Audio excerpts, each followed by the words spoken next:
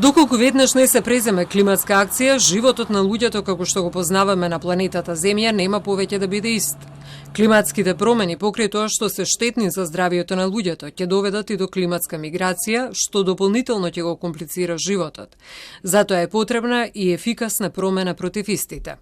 Клучните моменти во преземање на климатска акција се практично делот на праведна транзиција кон обновливи извори на енергија, значи фосилните горива да ги замениме со обновливи извори на енергија и енергетската ефикасност. Тоа се клучните моменти кои што треба да се реализираат со цел да се намали емисијата на стакленички гасови. Зголемување и одржување на шумите е суштинско решение за климатските промени, доколку се има предвид загубата и деградацијата на шумските екосистеми. Со урбанизацијата на водно само дополнително се загрозува безбедноста на граѓаните, смета професорот Блинков.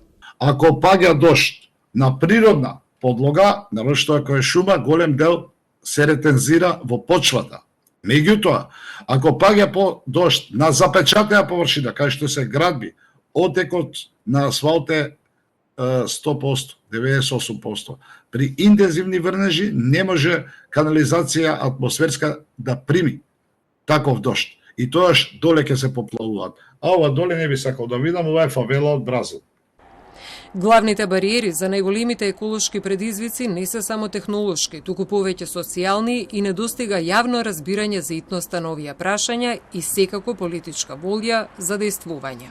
Според Балкански барометар и Евробарометар, значи нивни анкети, само 65% од популацијата на Западен Балкан, каде што спаѓаат македонците, наспроти 93% од граѓаните на Европската Унија ги сметат климатските промени за закана. Значи 65% наспроти 93%.